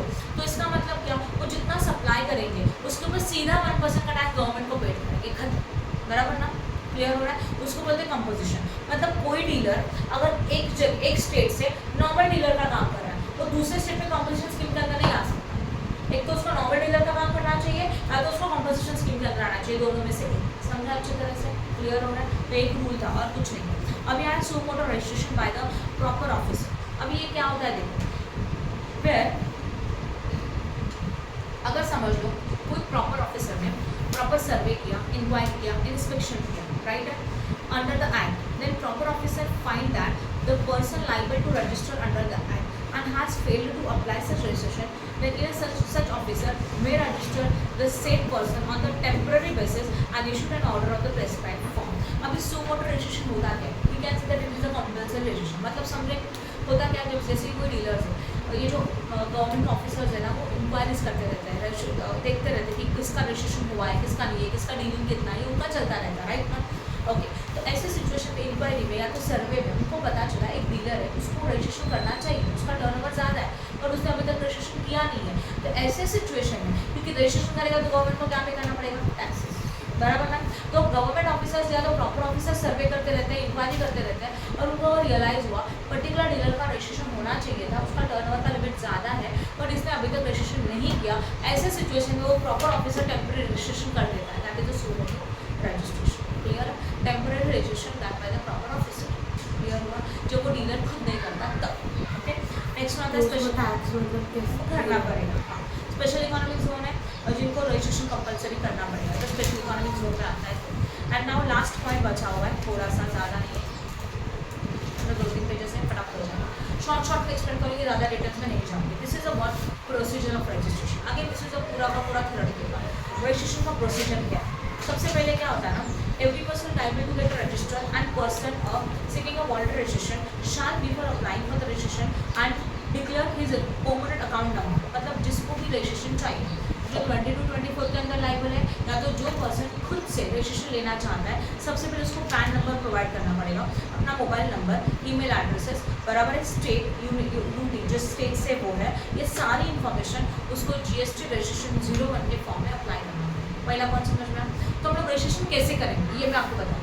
How you can make the registration under the common portal. Common portal जो GST का, उसके अंदर रजिस्ट्रेशन करने के लिए GST रजिस्ट्रेशन 01 का फॉर्म फिलअप करो। उस फॉर्म में आपको पैन, मोबाइल नंबर, रजिस्ट्रेशन, जहाँ पे आपका स्टेट है, बिजनेस कहाँ पे, बिजनेस का नेचर क्या है, आपका बिजनेस का नाम क्या है, all the basic details you have to fill up. पहला पॉइंट होता है। Then next one, PAN, mobile number and email address are validated. इसको वैलिडेट किया जाता है। पैन वैलिडेट ऑनलाइन, पैन जो वैलिडेट किया जाएगा ऑनलाइन पोर्टल के ऊपर किया जाएगा डेटाबेस से। And mobile number and email जो है वो वन टाइम पासवर्ड मतलब OTP से वैलिडेट किया जाएगा। आपको पता है जब आप रजिस्ट्रेशन करें तो OTP आता है, तो वो कंफर्मेशन होता है, बस और कुछ नहीं। तो ये हो गया एक प्रोसीजर। बाद में temporary reference number that is a TRN is generated and communicate to the applier on the validate mobile number and the email address. जैसे हम लोग ये सब कुछ फिल करते हैं एंड GR रजिस्ट्रेशन का पहला फॉर्म 01 फिलअप करते हैं ना, तो ये सब वैलिडेट हो जाता है, मतलब कंफर्मेशन किया जाता है। एंड कंफर्मेशन करने के बाद हम लोगों को टेम्पररी रेफरेंस नंबर आ जाएगा that is a TRN number. कहाँ पे आएगा? हमारा रजिस्टर्ड मोबाइल जो हम लोगों ने दिया था, रजिस्टर्ड मोबाइल नंबर या तो ईमेल के अंदर हम लोगों को TRN आ जाएगा, temporary registration number reference number. समझ में आया? Now using the TRN temporary reference number, applicant shall electronically submit the application in the part B of application form along with the specified document that is a common portal after the undergoing the Aadhaar authentication for the grant of registration। मतलब क्या, एक बार हम लोगों को TRN आया, temporary reference number आया, तो with the help of this applicant क्या करेगा? फॉर्म का पार्ट B भरेगा। पहले हम लोगों ने अभी तक फॉर्म का पार्ट A फिलअप किया था, नाम, मोबाइल नंबर, बेसिक इन्फॉर्मेशन। उसको होने के बाद हम लोगों को मिलेगा TRN number. Once you get TRN number, हम लोग पार्ट B को फिलअप करेंगे, जहाँ पे हम लोग सारे डॉक्यूमेंट अटैच करेंगे, बराबर है, जो हमारे प्रूफ से बिजनेस के, like proof of the place of business, partnership deed होगा तो वो, बैंक स्टेटमेंट होगा तो वो, डायरेक्टर के डिटेल्स रहेंगे तो वो, ओल्ड सेल टैक्स नंबर रहेगा, अगर मेरा ओल्ड वाला टैक्स GST का नंबर है तो वो, ये सारे डिटेल्स हम लोग उसके जो प्रूफ से वो सब हम लोग अपलोड करेंगे। समझ में आ रहा है? TRN के साथ। And then on receipt of sub application on the acknowledgement, और ये फिलअप होने के बाद हम लोगों को एक्नॉलेजमेंट मिलता है। पता है आप लोगों को, कोई भी फॉर्म फिलअप करते तो एक्नॉलेजमेंट आता है कि हाँ फिलअप हो गया। तो receipt of acknowledgement in the prescribe form shall be issued to the applicant electronically. और ये एक बार हो जाएगा तो एक्नॉलेजमेंट एप्लीकेंट को इलेक्ट्रॉनिकली ही इशू किया जाता है। तो रजिस्ट्रेशन का सारा प्रोसीजर आप क्या है? ऑनलाइन है, कोई ऑफलाइन प्रोसीजर है क्या? नहीं है, ठीक है। उसके बाद CT casual taxable person applying for registration get a TRN for making advance deposit of tax. देखो जो कैजुअल टैक्सेबल वाले लोग हैं ना, उन लोगों को TRN मिलेगा तब मिलेगा जब वो लोग एडवांस पेमेंट ऑफ टैक्स करेंगे तब। उसके पहले उनको टेम्पररी रेफरेंस नंबर नहीं मिलेगा। For the advance his electronic cash laser, electronic cash laser. अच्छा, इलेक्ट्रॉनिक कैश लेजर क्या होता है पता है क्या? इलेक्ट्रॉनिक कैश लेजर मैं एक्सप्लेन कर रही ध्यान दो। इलेक्ट्रॉनिक कैश लेजर मीन्स एक ऐसा लेजर है, अच्छा ठीक है, आपको पेटीएम का वॉलेट कार्ड होता है पता है, या तो भी क्या कहता है अमेजोन में जाते तो अमेजोन में हम लोग पैसा डिपॉजिट करके रखते हैं, जब चाहिए तब अमेजोन के कार्ड से वॉलेट से यूज़ करते हैं, ऐसा कंसेप्ट क्लियर है। वैसे टैक्सेस को पे करने के लिए ना हम लोग हमारे नॉर्मल अकाउंट से इलेक्ट्रॉनिक कैश लेजर में पैसे डिपॉजिट करके रखेंगे, बराबर है। तो जब भी मुझे कोई taxes, interest, penalty, late fees and other payments अगर करने हो गए तो इसी इलेक्ट्रॉनिक कैश लेजर से पैसा यूज़ किया जाएगा। हम लोग हमारे नॉर्मल अकाउंट से पैसा यूज़ नहीं कर सकते। समझ में आ रहा है? And that is known as a what, उसको क्या बोला जाता है? इलेक्ट्रॉनिक कैश लेजर बोला जाता है। समझा? तो कैजुअल, देखो क्या था, हम लोग कैजुअल टैक्सेबल पर्सन के बारे में सोच रहे थे। Casual taxable person applying for registration get a TRN for making an advance deposit for the tax in his electronic cash ledger and the acknowledgement is issued only to the set, only after the set deposit. मतलब उसको क्या किया जाएगा? Deposit बोला जाएगा। उसको TRN number issue किया जाएगा, वो डिपॉजिट करेगा इलेक्ट्रॉनिक कैश लेजर में अमाउंट, बराबर। ये डिपॉजिट होने के बाद ही उसको क्या करेगा? रजिस्ट्रेशन मिलने वाला एक्नॉलेजमेंट मिलेगा, उसके सिवा उसको एक्नॉलेजमेंट नहीं मिलेगा। Then any doubt in this? अब उसके बाद application shall be forwarded to the proper office. अभी देखो हम लोगों ने हमारा साइड का काम कंप्लीट कर दिया, वी ऑलरेडी डन। फॉर्म का पार्ट A भरा, डेटा मिला, वेरिफिकेशन हुआ, TRN नंबर मिला, TRN नंबर के बाद फॉर्म का पार्ट B फिलअप किया, सारे डॉक्यूमेंट अपलोड किए, कैजुअल टैक्सेबल के लिए आपने रूल अप्लाई किए, ये सब होने का हमारा काम खत्म, हम लोगों को एक्नॉलेजमेंट मिल गया कि आपने अप्लाई कर दिया है। अब काम किसका शुरू हो जाएगा, उनके ऑफिसर का। ये सारा डेटा प्रॉपर ऑफिसर के पास जाता है, तो अभी क्या होगा, प्रॉपर ऑफिसर एग्जामिन करेगा सारे एप्लीकेशन फॉर्म को, सारे डॉक्यूमेंट्स को चेक करेगा।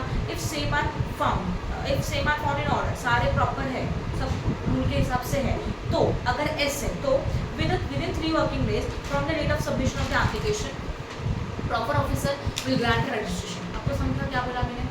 अगर हम लोगों ने जो एप्लीकेशन किया प्रॉपर ऑफिसर उसको चेक करेगा, रिवाइज करेगा, सारा चेकिंग करेगा, उसको पता चला ये सब इन ऑर्डर है, राइट है, परफेक्ट है, कोई मतलब कोई फ्रॉड नहीं है, कोई मिस्टेक्स नहीं है, राइट। तो ऐसे सिचुएशन में 3 वर्किंग डेज के अंदर, जब भी एप्लीकेशन फॉर्म सबमिट हुआ था उसके 3 वर्किंग डेज के अंदर, वर्किंग डेज मतलब समझते ना, संडे आया, शुक्र आया, छोड़ दो, तो विदिन 3 वर्किंग डेज हम लोगों को रजिस्ट्रेशन का सर्टिफिकेट मिल जाएगा, बराबर। बट अगर समझो हम लोगों ने कुछ डॉक्यूमेंट्स प्रॉपर अपलोड नहीं किया, मतलब अगर हमारा जो भी डॉक्यूमेंटेशन है या तो फॉर्म फिलअप उसमें कुछ मिस्टेक है, तो if same are not in order, मतलब सारा का सारा ऑर्डर में नहीं है, तो नो में क्या किया जाएगा, proper officer will issue the notice electronically within 3 days from the application that is seeking the classification of the information, clarification of the information and the document from the application. मतलब अगर समझो मेरा documentation proper नहीं है, कुछ mistakes है, या तो फॉर्म फिलअप में कुछ मिस्टेक किया, तो ये प्रॉपर ऑफिसर हम लोगों को इलेक्ट्रॉनिकली ऑनलाइन नोटिस भेजेगा विदिन 3 days, और फिर हम लोगों को बताएगा कि ये इन्फॉर्मेशन है, ये डॉक्यूमेंट्स है, उसको क्लैरिफाई करो, करेक्ट करो, और फिर हम लोग उसको, ये हो गया नो का। और अगर हो गया तो विदिन 3 days हम लोगों को क्या मिल जाएगा, सर्टिफिकेट मिल जाएगा। अभी सर्टिफिकेट मिल जाएगा तो बात ही खत्म, बराबर ना। फिर हम लोगों ने अगर सर्टिफिकेट मतलब अगर प्रॉपर वेरिफिकेशन मतलब प्रॉपर डॉक्यूमेंट नहीं गए तो क्या किया जाता है, उसको बोला जाएगा। फिर एप्लीकेंट का काम है, एप्लीकेंट क्या करेगा, एप्लीकेंट फर्निश द क्लासिफिकेशन, जो भी है वो इन्फॉर्मेशन फॉलो करेगा, डॉक्यूमेंट प्रॉपर अपलोड करेगा within 7 days from the receipt of the notice. Applicant जो है उसको प्रॉपर ऑफिसर को 3 दिन के अंदर नोटिस आता है, जैसे उसको नोटिस आएगा 7 days के अंदर उसको ये सारा क्लैरिफाई करना है, जो मिस्टेक है उसको करेक्ट करना है, जो डॉक्यूमेंट बाकी है उसको अपलोड करने का, अगर डॉक्यूमेंट में कुछ मिस्टेक है तो करेक्ट डॉक्यूमेंट्स अपलोड करना है। फिर वो कर दिया एस, तो प्रॉपर ऑफिसर वापस उसको चेक करेगा, अगर वो सेटिस्फाइड हो गया तो उसको 3 दिन के अंदर वापस से रजिस्ट्रेशन का सर्टिफिकेट मिल जाएगा। बट फिर भी अगर रजिस्ट्रेशन सर्टिफिकेट मतलब वो सेटिस्फाइड नहीं है, proper officer will reject the application, और रजिस्ट्रेशन का एप्लीकेशन क्या कर देगा, रिजेक्ट करेगा। प्रोसीजर समझा पूरा, शॉर्ट में देखते 1 मिनट के अंदर। पहले क्या करेंगे हम लोग, अप्लाई करेंगे GST form 01 GST registration form 01, उसका पार्ट ए फिलअप करेंगे, बेसिक इन्फॉर्मेशन फिलअप करेंगे, भेज देंगे। बेसिक इन्फॉर्मेशन डालने के बाद ये बेसिक इन्फॉर्मेशन वेरीफाई किया जाता है। वेरीफाई करने के लिए जीमेल हो या तो अपना मोबाइल नंबर हो, वो ओटीपी से हम लोगों को रजिस्ट्रेशन किया जाएगा, एंड जो भी सब वैलिडेट किया जाएगा, जो पैन है वो पैन बेस में चेक किया जाएगा, और ईमेल एंड मोबाइल नंबर अपना ओटीपी से वैलिडेट किया जाएगा, मतलब चेक किया जाएगा राइटिंग के डॉक्यूमेंट। ये हो गया। उसके बाद हम लोगों को TRN नंबर मिलेगा, temporary reference number. Temporary reference number जैसे ही मिलता है उसको लेकर उसके हेल्प से हम लोग हमारे सारे डॉक्यूमेंट अपलोड कर देते हैं, और ये डॉक्यूमेंट अपलोड होने के बाद हम लोगों का एक्नॉलेजमेंट मिलता है, यहाँ पे हमारा काम खत्म। अगर हम लोग कैजुअल टैक्सेबल पर्सन है तो इसमें भी सेम प्रोसीजर होता है, बट हम लोगों को यहाँ पे पैसा डिपॉजिट करना पड़ेगा, एडवांस पेमेंट ऑफ टैक्सेस करने पड़ेंगे इलेक्ट्रॉनिक कैश लेजर में, और वो किए बिना हम लोगों को एक्नॉलेजमेंट नहीं मिलता। ये भी समझ में आ रहा है कैजुअल टैक्सेबल पर्सन। अब हम लोग का एक्नॉलेजमेंट मिल गया कि हम लोगों ने फॉर्म फिलअप कर दिया, पार्ट ए पार्ट बी। उसका प्रॉपर ऑफिसर सबको चेक करेगा, सारे डॉक्यूमेंट्स प्रॉपर है, तो हम लोगों को विदिन 3 वर्किंग डेज हम लोगों को रजिस्ट्रेशन का सर्टिफिकेट मिल जाता है। और अगर प्रॉपर डॉक्यूमेंट नहीं है तो वो ऑफिसर हम लोगों को 3 दिन के अंदर नोटिस भेजेगा कि ये प्रॉब्लम तो उसको क्लैरिफाई करो। फिर हम लोग जैसे ही नोटिस मिलेगा तो नोटिस मिलने के बाद 7 दिन के अंदर सारा करेक्शन करेंगे और वापस उसको भेजेंगे और प्रॉपर ऑफिसर को। प्रॉपर ऑफिसर अगेन उसको एग्जामिन करेगा, समझिए सब परफेक्ट है तो 3 दिन के अंदर रजिस्ट्रेशन का सर्टिफिकेट मिल जाएगा। बट अगेन कुछ मिस्टेक है तो प्रॉपर ऑफिसर एप्लीकेशन को रिजेक्ट करेगा। खत्म। प्रोसीजर समझ में अच्छी तरह से, यस और no?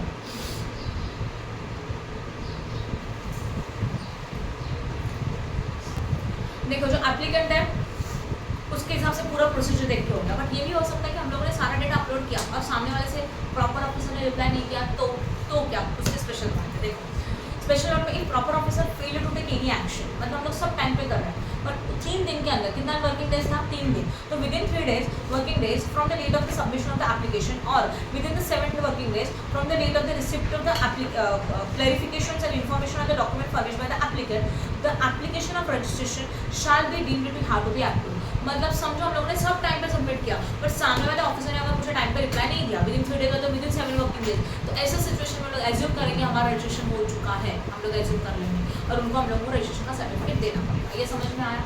Now the special procedure for casual taxable person as well as non resident taxable person, बराबर ना? Casual taxable person and non resident taxable person के लिए स्पेशल प्रोसीजर क्या है? Now listen, casual taxable person one who is has registered business in the some state, ये पता है आप लोगों को, कुछ स्टेट्स में करता है वो बिजनेस जहाँ पे उसका फिक्स एस्टैब्लिशमेंट नहीं है, तो ऐसे पर्सन को बोला जाता है casual taxable person. Such person need to be registered in the state from where he is seeks to supply the business. मतलब इन लोगों को रजिस्ट्रेशन वहाँ करना पड़ेगा जहाँ पे वो लोग बिजनेस करना चाहते हैं. पहला पॉइंट समझ में आया, राइट है. Next one, non resident taxable person, NRI लोग हैं. NRI taxable person is a one who is a foreigner है, ओकेजनली बिजनेस करता है जहाँ पे उसका सेटअप नहीं है, तो ऑब्वियसली जिस स्टेट में जाके वो बिजनेस करेगा उसी स्टेट में जाके उसको जीएसटी का रजिस्ट्रेशन करना पड़ेगा. ये पॉइंट समझ में आया ना. Procedure for the casual taxable person and non resident person. GST law prescribe a special procedure for the registration as also for the extension of the operational period and such casual and non-resident person. क्या क्या procedure है? पहला, they have to apply for registration at least 5 days in advance before making any supply. Supply करने से पहले at least 5 दिन advance में उसको apply करना पड़ेगा. Then registration is granted to them and period of operation is extended only after they make advance deposit of the estimated tax liability. मतलब उनको रजिस्ट्रेशन ग्रांट तब किया जाएगा जब वो एडवांस टैक्स का पेमेंट करते हैं, तो अदरवाइज उनको रजिस्ट्रेशन प्रोवाइड नहीं किया जाएगा. And registration is granted to them for the period specified in the registration application. और मतलब अगर कोई कैजुअल टैक्सेबल पर्सन बोलता है मुझे 1 महीने का बिजनेस करना है, तो 1 महीने के लिए. अगर कोई स्पेसिफिक पीरियड नहीं दिया है तो टेम्पररी रजिस्ट्रेशन कितने दिन के लिए होगा? 90 डेज के लिए होगा. मतलब जिस दिन उसको रजिस्ट्रेशन मिलेगा वो वैलिड रहेगा 90 डेज तक, या तो हम लोगों ने जो डेट प्रोवाइड किया उतने दिन. उसके बाद हम लोगों को वापस उसको एक्सटेंशन करना होगा, आगे उसका प्रोसीजर अलग रहेगा. देन खत्म. समझा अच्छी तरह से, राइट है. क्या क्या देखा, क्लियर है. Who are liable, aggregate turnover में क्या क्या आता है, कंपल्सरी रजिस्ट्रेशन किसको है, किन लोगों को रजिस्ट्रेशन नहीं किया तो चलेगा. ये 4 थे जो प्रैक्टिकल बेस है. उसके बाद हम लोगों ने देखा नेक्स्ट वाला प्रोसीजर था, रजिस्ट्रेशन करना है तो क्या प्रोसीजर होता है वो सारा चीज़. अब इसमें भी रिपीट नहीं करो, ज़्यादा हो जाए. समझ में आया. अब thank you so much. Stop करो.